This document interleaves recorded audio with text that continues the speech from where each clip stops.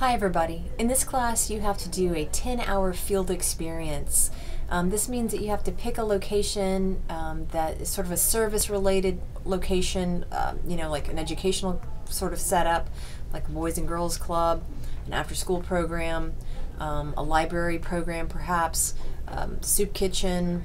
There's a variety of options, and you're going to read about those below on this page. But you're going to pick some venue in which to observe the way people interact, basically.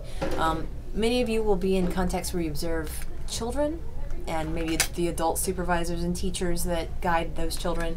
And you may actually get involved and help out in some form or fashion, but there's going to be a variety of contexts, and just as not all of you are going to become teachers, some of you probably plan on working in the hospital setting, other settings besides schools, so there are options for everybody in the type of place you go and see. And field experience is just an important part of both the teacher education programs and the speech language pathology programs in this college.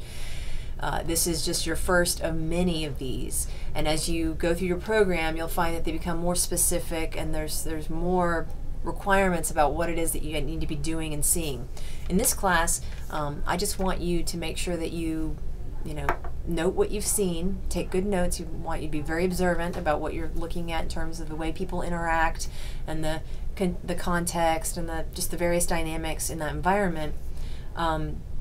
I also want you to try to draw from the topics in this class, which are covered in our textbook, and we're going to address them through discussions every week. But I've identified some topics that I want you to choose from that you want to look at a little more closely also in your field experience.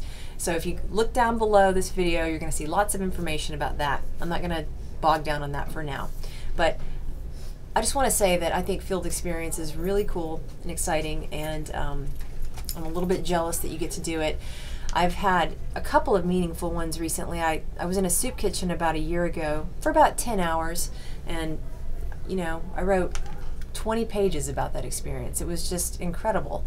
I mean, there's so much to see and to talk about, so when you get there and you think there's nothing going on, you need to look a little harder. Because there's all kinds of things going on in these contexts. I also did a really meaningful field experience about 3 years ago at a nursing home in the community, and even though I don't work in a soup kitchen and I don't work in a nursing home, as an educator there was plenty for me to take from those environments and bring back to education and what I do, and to just help myself become a better practitioner. You want to think big picture. How is this context that you're doing your field experience in related to the context in which you're going to work? There is a relationship there.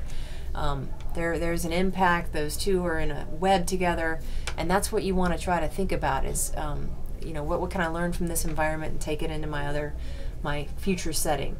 So with that said, I'm going to stop this video, but I do want to, wish you guys a really fun, exciting, and rewarding field experience. Thank you.